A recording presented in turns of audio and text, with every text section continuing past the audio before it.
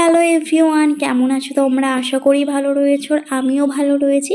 তো গাইস, আজকে চলে এসেছিলাম বেল খেতে, আর সেটাই তোমাদের সাথে চলে এসেছি একটু শেয়ার করতে। আর বেল খেতে পছন্দ করে না এমন মানুষ পাওয়াই যায় না।